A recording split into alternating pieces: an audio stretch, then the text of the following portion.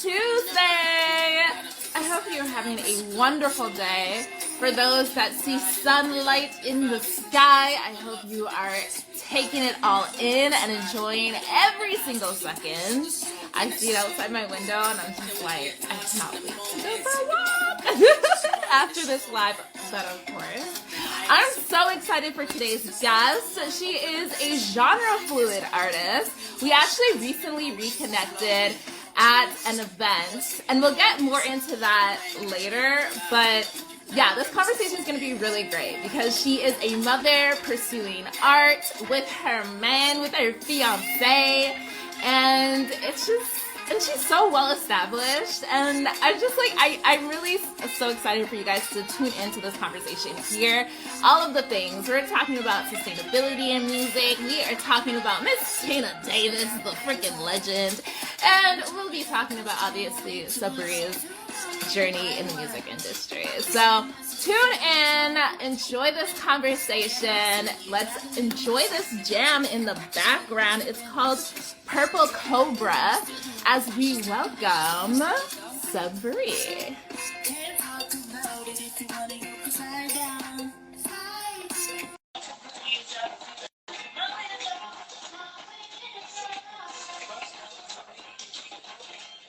Hello, thank you. Cool. How are you doing? I'm great. Thank you for that amazing intro.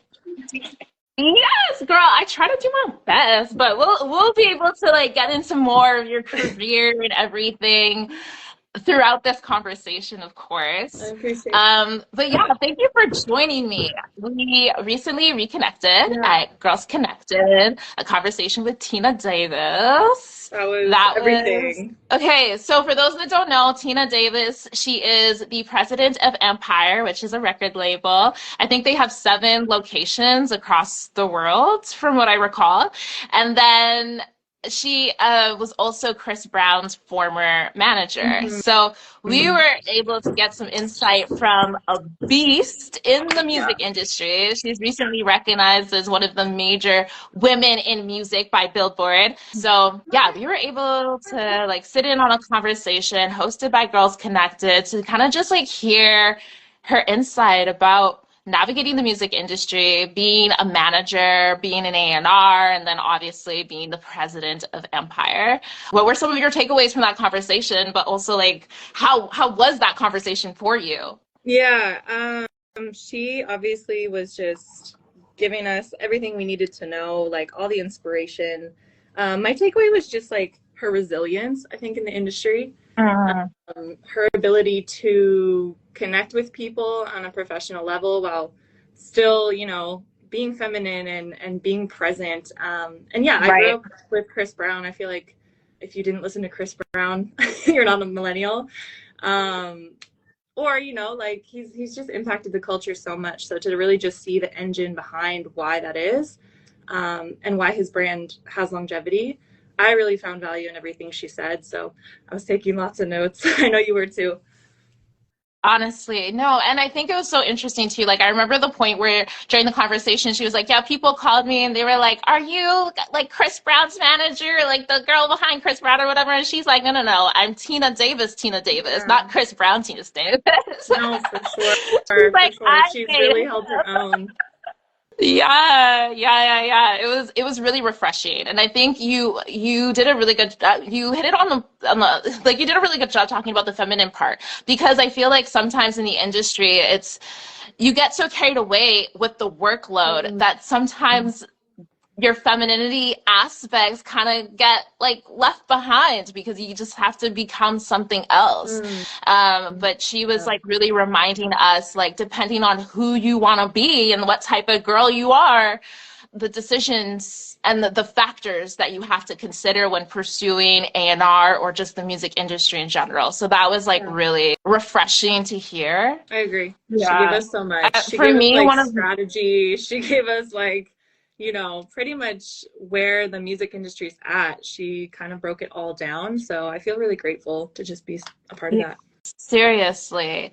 One of the things that has stuck with me till today is just the idea of just having a clear vision. That was something that she briefly talked about but it's just like so interesting that how important having a clear vision is when navigating the Mm, industry. Because she was like, once you have a clear vision, you'll be able to attract the right people to you. yeah, And so it's like such generic advice, but it applies to this industry sector because there's so many different departments. There's so many different ways to pursue a career in the music industry, right? So without that vision or clear vision, it's easy to get lost in the noise as well. so true. So true. I didn't learn that until later, I feel like, in my career. Yeah. Because yeah, I started pretty young. So yeah, as I got older, I was kind of like maturing through the industry and trying different things. But I don't know, I feel like it always kind of comes back to my like inner child, and what I'm trying to accomplish in music is really from that place. So it's been interesting. I can definitely speak to like, feeling totally lost in the sauce at different points in my life. But yeah, she definitely hit on it. Yeah. And like you started around the age of 19, right? Or was it Well, I was earlier? writing songs by the time I was like 10, 11, 12. Yeah. And then I was auditioning by the time I was like 13, 14, 15. Just kept going with it and like had it as a nice hobby. And then I did get signed when I was 19. So that's really when I started to break in. Okay, Yeah. wow. Okay. And so what inspired you to pursue music and entertainment in the first place, especially at such a young age? Were your parents Yeah. just like, get it, girl? Kind of, yeah. They were super supportive, and they noticed, like, you clearly have a knack for singing. Like, why don't you just try to get your hands dirty? Hmm. I did a couple plays when I was younger. I was in musical theater. I did hip hop, like I danced. I just really wanted to be moving and expressing myself. I just felt the most alive doing that. Yeah. So I continued, yeah, and here we are. Oh, Yeah. that's amazing. And so at 19, you got signed. I can imagine how exciting that was, but also the component of getting lost in the sauce. Did you know what type of artist you wanted to be at that age? Like, did you Mhm. have a vision at that So age? I got signed as a songwriter to a publishing deal. So it was an opportunity and I took it. And I'm really glad I did. I didn't know anything about that. Before walking into it, I actually ended up signing a deal because I was auditioning for The Voice, if you're familiar with that show. Most people are. Oh, okay. So yeah, I was auditioning. I was in line singing with some other folks who were also auditioning. And then this guy, he's like, you should really talk to this producer of mine. He's signing new artists and he's working Yeah. with TV networks and all these things. But it's a very specific type of deal in music. You're pretty much working as a voice. And Mhm. I wrote songs with him. So I got my publishing, which was great. And we just did sync placements like for essentially now it was a 10-year deal, and Wow. it's been ongoing. So it's really one of the best deals I've ever had. I don't work with them anymore. After we kind of finished working together, we kind of realized, okay, like I actually do want to be an artist and perform live. So I need to go figure out how to do that. Yeah. So it helped me kind of clarify my vision. So yeah, I would say at that time, no, I didn't know that was all going to happen to me. That's amazing. And so was that at Park Drive Yeah, it Productions? was. Yeah. It was. So Tim Feehan, he's like the main executive producer there. He's actually a Canadian.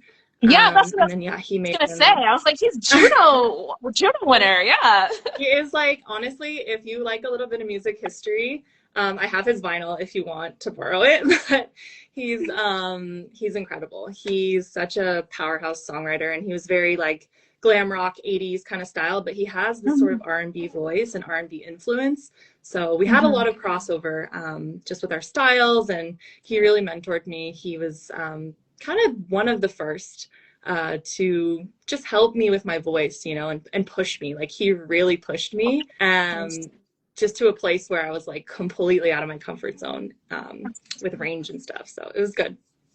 Yeah, that's amazing. And so that was when you were in LA, right? Yeah, I'm from Southern So California.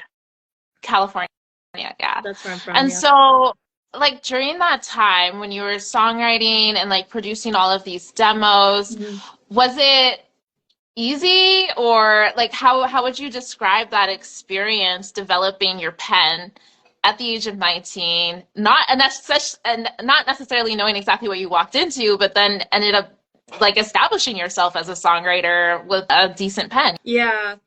I just really like cut my teeth. I really took every opportunity that came my way. I mean, I was so young at the time, so I didn't really have too many responsibilities. I mean, now I'm a mom, so it's totally different. Yeah. And so yeah, anytime like I would hear wind of a session happening, I would just be like, can I come? Like, can I go? Can I observe? Can I watch? And then, you know, when in the right moments, in those types of sessions, you know, I might say, I have an idea for this. If there's just like the perfect moment that you're not, you know, squashing a session and you're trying to network, you're trying to build yourself, you might as well shoot your shot. That was kind of my mantra or my approach. Yeah. And sometimes it didn't work out. Sometimes people were like, nah, like we're good, you know. But many times I was able to just, you know, push the door down myself because I had something to say, I had an ear. Yeah, I felt like I was really actively pushing myself, and just believing in myself the whole way. That was really kind of what I anchored in. Yeah. Okay. And so was this also around the same time when you got sync placements? Yeah. Or is that this that deal was like 100% sync. Wow. Okay, that's awesome. And so that overall deal and overall experience was very valuable, but it also helped you just be a sustainable artist as well, right? Oh, 100%. I mean, it's great to still get checks from that work today and be like, you know, it was worth my time because I was in university full time and I would go to school like 8 a.m. till whatever, 5 p.m. throughout the day. Sometimes I would have a night class, but after 5 o'clock, I would get in my car, drive like 30 minutes north to the studio. Sometimes it would take me an hour. I would cut a session for like 4 hours and then I would go back and take a night class. Like it was really, really intense. But it's so worth it. It's so worth it now, you know? Just thinking about the experience and like the leverage that provided me. I mean, I would say I don't have any producers that have like as direct sync contacts as Tim did. But still, it's extremely valuable time and energy spent. Yeah, absolutely. Absolutely. Yeah. Okay, so but your opportunity was like really a one-off. You were just there at The Voice, hoping to get on The Voice, and then bam, comes a deal. Yeah, it was cool, and it definitely opened the door. Definitely opened the door because like as soon as I had that catalog of work, I was just pitching myself in other places, and yeah, just kind of got the ball rolling. Like I said, I was like behind myself, my own cheerleader, my own manager, and yeah, it got me to where I am today. Wow. Well, congratulations. Thanks. And so after that whole phase, you moved out to Toronto and you were able to pursue that live music stuff that was buzzing in your heart, right? Yeah, everyone thought I was crazy. They're like, why are you here? You're from California. Like, we want to go there. And I get it. LA's like very appealing and it's definitely like an entertainment hub. It's an industry. But yeah, I think in order to grow a fan base, you really need to be connected. And I just find everything I need is here in Toronto. Wow. Okay. So not a lot of people say that. I need to know what is it about the city that keeps you here, that makes you want to continue pursuing music here compared to LA or California? I think just like coming in with that experience kind of gave me an advantage as to how I could help artists here.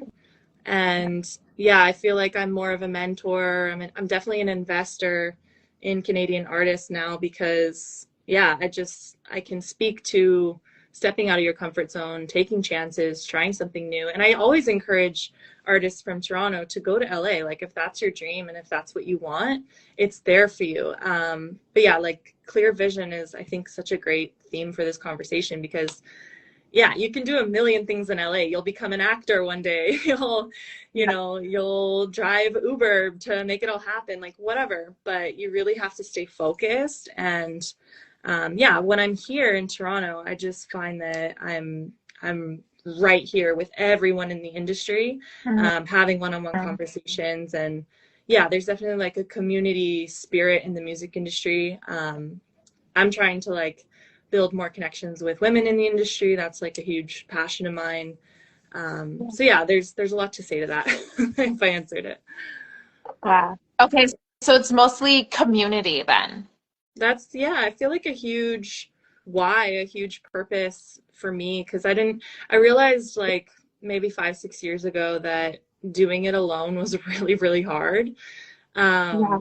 And like building a brand, and actually I talk about this a lot with like the people I'm around, is like, what is going to make people care, what's going to make them remember your music. And it really does come down to having a strong brand, having a strong voice, having a strong like set of things to say. What do you really stand for? I think people just care more about you as an artist when you have stuff like that to say. So yeah, community has really been my purpose. I've been collaborating like for the past 5 years, just with loads of different artists, whether I'm writing, whether I'm singing, whether I'm singing background vocals. It doesn't really matter. I think for me, I'm just happy to do it, Yeah. and happy to still be a part of the music industry all these years later, you know? Yeah, absolutely. Absolutely. That's amazing. And I'm glad you were able to find community here, especially one that is so supportive and open to collaboration. That's beautiful. Yeah, for sure. Yeah. So, out of all of your skill sets, what would you say are you most passionate about? Are you more passionate about singing, solo, songwriting? Yeah. Yeah, my pen is really like my superpower. It's probably the thing I've worked on the most, throughout this career.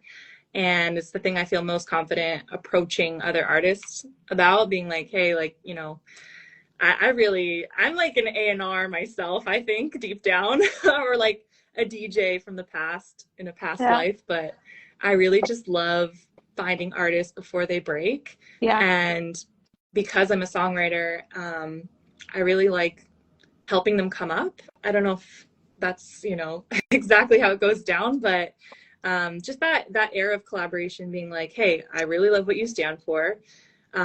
Let's put our heads together and let's see if we can write something that's like, gonna top Billboard one day. Like, let's just try. Why not?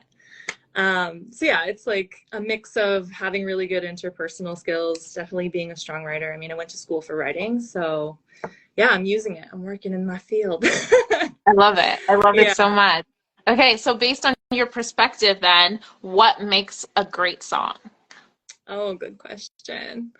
I am a sucker for lyrics, of course. I feel like if you don't have strong lyrics, and they don't rhythmically pull you in, like just with the music itself, the whole arrangement, I'm usually like, okay, it's just a vibe or whatever. Yeah, I would just say like something that really pulls on my heartstrings, something that makes me feel seen, makes me feel heard. It's all about lyrical content for me, because yeah, I think when it comes to instrumentals, like, yeah, I love to dance, love to move, all that's great. But yeah, if they're really saying something, I think that's a great song.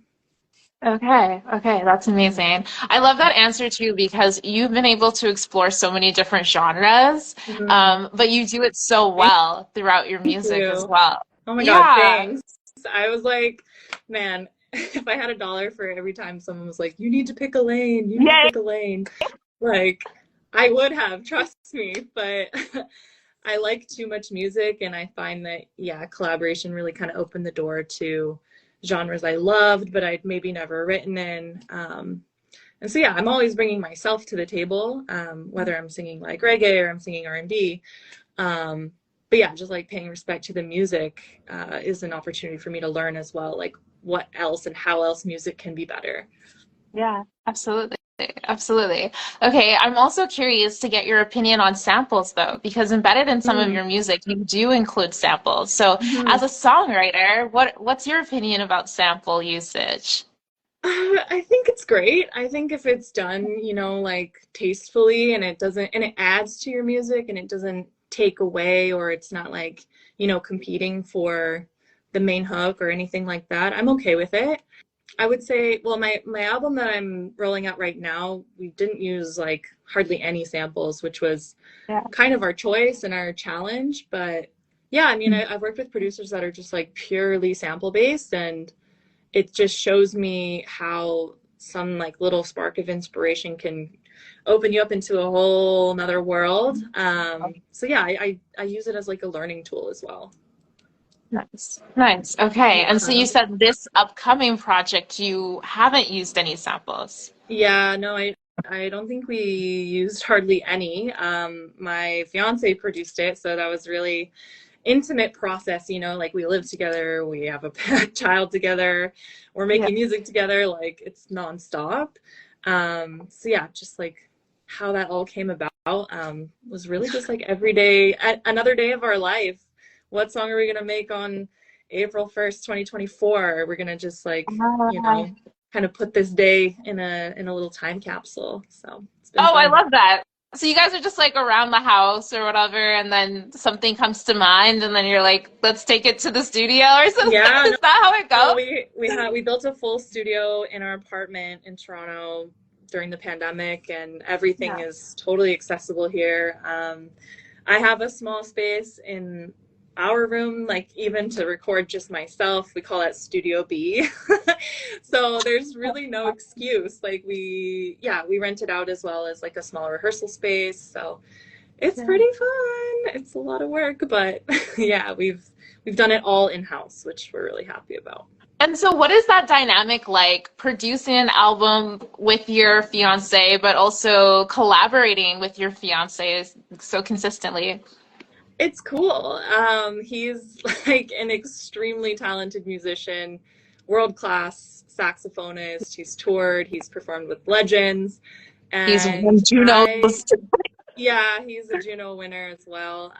And I just feel honored to be in his presence. Honestly, Oh, he's such a caring person when it comes to music, and he's a caring person, of course, in general, but like the way that he cares about music really showed me that there is so much more to it. And yeah, I feel like I have like my teacher. He's just like the person who I can be my most self with, and he gives me the most honest feedback, you know, even if it's hard to hear sometimes. He'll put oh it in a wow. way where it's like it could be better if you went this, you know, if you used that but you did it like this. Mhm. And I really appreciate that feedback because I'm so sensitive. No, that's I'm so amazing. Is sensitive. there anything that you teach him? Yes, I think empathy. I think, well, you know, he's empathetic for sure, but yeah, just different things. How to be softer, be more caring to himself. You know, it's cool because it's definitely a symbiotic relationship. We give and take from each other, but it's really with like a unity in mind and like a team and a family at the end of the day. So this is kind of, it's just our own little legacy that we want to create for ourselves. Absolutely. I love it. I love it. This is so amazing. And I love that you Thanks. set the environment. The environment reflects the musical creativity that's happening constantly in your space. I love that. Speaking of the family dynamic, how has becoming a mother influenced your artistry? Oh my God. I actually remember because I journaled about it the day my daughter was born. And she was actually born like at home in our studio. Like I did the whole home birth thing, and I'm proud of that. And I remember that day so vividly. Um, I remember journaling that I was actually proud of everything I'd accomplished up until this point. Like it Wow. really helped me feel validated in my own artist journey because it's so freaking crazy sometimes, and it's like, you know, you can doubt yourself along this path and feel like you've been misguided at certain turns. But I know that after having her, I felt extremely confident. I didn't question my art. I was just like seeing myself as an explorer, Yeah. and that I was on my journey, and I was so grateful when I got to meet her for the first time. Oh, wow. Oh, Yeah. that's amazing. Will we hear her voice on the album?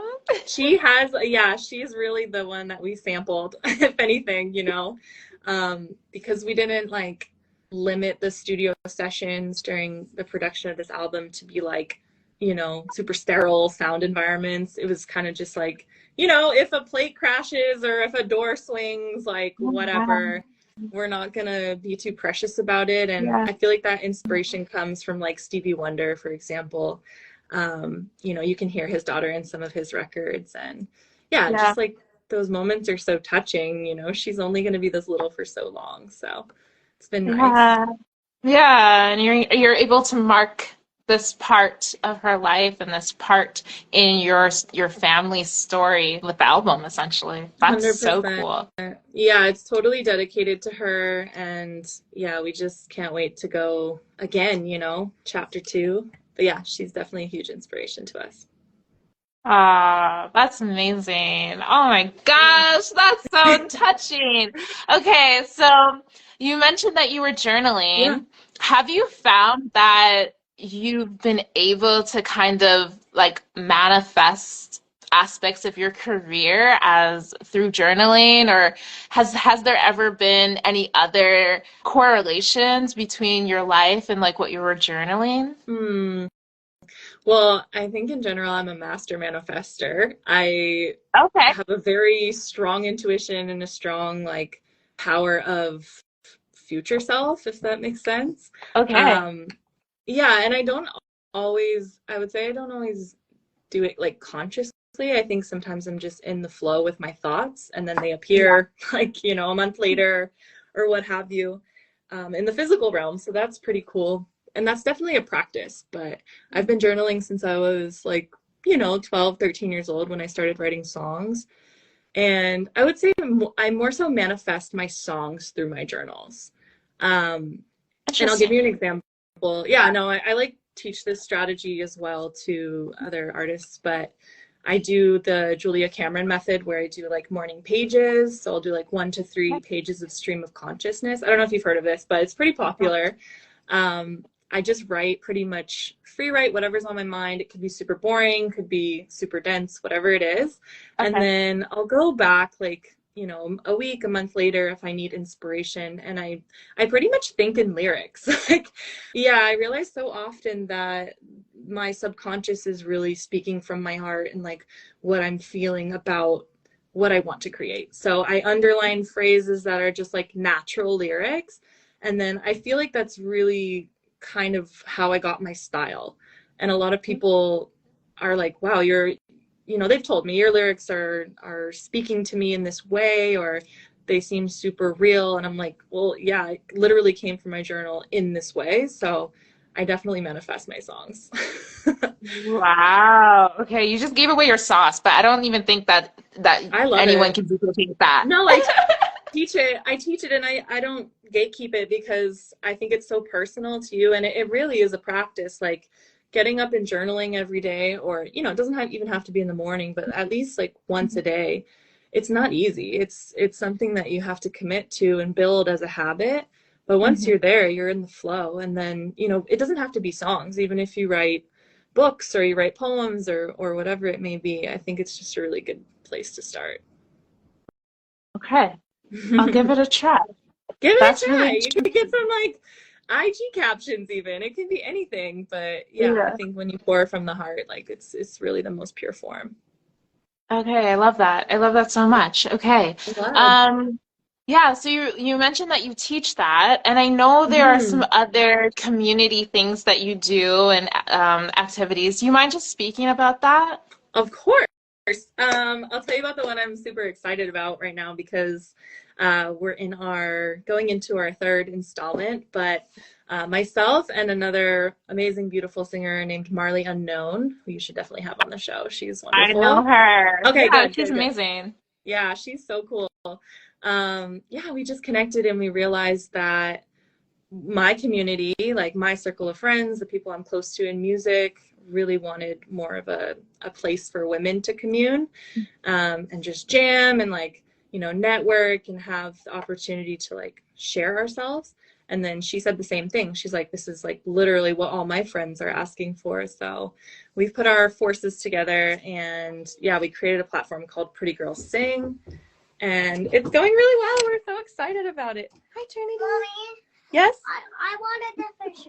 Okay. I have to change the TV for a 3-year-old. Okay, no worries. Yeah, we're good. But yeah, it's going really well. Like, it's been a mix of like storytelling, a mix of jamming, a mix of vulnerability exercises, networking. Like, we're kind of just figuring out what the community needs and wants and then creating it. So it's been going good. So, okay, so this is open to any females basically in the Yeah. music industry, right? Yeah? Yeah, Okay, and cool. we called it So Pretty we're- Girl Sing because it's like singing just makes you feel so good. It makes you feel so alive, and we want people to feel more beautiful from the inside out, and it's good. It's really fun. I hope more people come if they see it from here. Absolutely, yeah. If you're in the GTA, definitely check it out. Look it up on Instagram, and yeah, I would love to check it out as well. It's so I hope funny. you come. Yeah, I would love to have you there and like speak at some point. That would be. yeah. So is it like a monthly thing, or It's just so like far quarter? it's monthly, yeah, and like we'd like to increase the frequency, but right now we're just getting off the ground. It's very nonprofit driven, so Yeah. we're just trying to get our wheels greased. Oh, that's amazing. No, that's amazing. Yeah. I'm definitely gonna get plugged in, and if you are a pretty girl who sings, joking, definitely Yeah. join the group as well. Okay, amazing. Are there any other community-oriented activities that you want to share? Sorry, 1 second. What's No, that? it's okay. Shout out everybody who is watching. Yes. Cheers, everybody. Yeah, so I mean, there's so many good things in music going on in Toronto. You have like listening room, you have like so many independent Listening, artists. oh my gosh, don't even get me started with listening. That place is amazing. Yeah, they're doing so good. And yeah, I mean, right now I just really want to make more bridges for women. I feel like, yeah, after the last 2 events we had with Pretty Girl Sing, it's very apparent that like women don't know how to reach out to each other. Right. There's still a lot of intimidation. There's still maybe a lot of like, we just don't think to reach out to each other first. And I would really like to change that conversation. Because when we get together, it's extremely powerful. It's powerful, And- yeah. Yeah, and like we can do pretty much everything a man can do. Yeah. Yeah, and it's not to take away from our brothers at all. I think it's just, let's see what this could be. Like, let's see how this could feel. Because yeah, I think too, like the struggles I've had in the industry sometimes is like not being taken seriously by my male counterparts, or not being paid fairly, or just being overlooked in general, and like, just trying to figure out how to make that better for all of us. Yeah.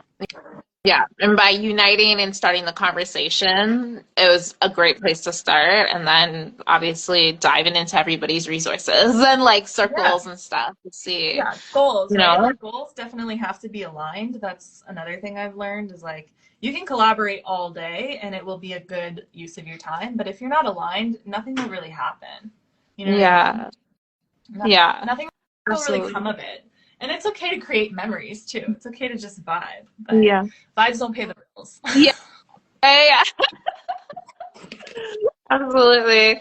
Okay, amazing. So we know that you have an upcoming album with your fiance. Called Calendars. Look out for it. Yes. You say it's called Calendars? The Calendars, yeah.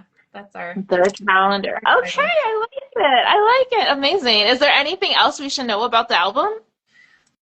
honestly, like it has a little bit of something for everyone. There's hip hop, there's R&B, there's reggae, there's jazz, there's pop elements. Like it's it's really funky, and I feel like we wanted to, just kind of create without limits this time. And then, based on people's feedback, like we want to get, more specific and keep going with our music. So it's good to get people's feedback. I like it when people are I feel like that's a beautiful. Pardon? Yeah. Sorry, can you say that last bit again? I was saying, like, I like hearing, you know, what people like and what they want to hear more of, what they want to hear less of. 'Cause, yeah, we're approaching it from like a really free place. So I love it. yeah. I love that. I love that. I can't wait to hear it. But it's just so interesting too because like all the music that you have out so far, especially like the most recent ones, I like both. Like one is like more upbeat EDM. It has soulful vibes to it, but it's still very upbeat, not quite R&B. And then the other one's very reggae. So it's just like they're both really good. It's hard to say Yeah. which sound I prefer.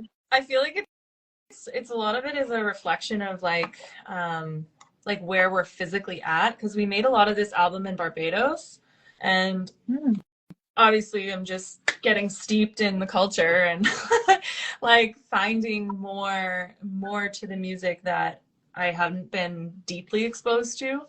So yeah, in a way it's kind of like my music studies that I'm publishing.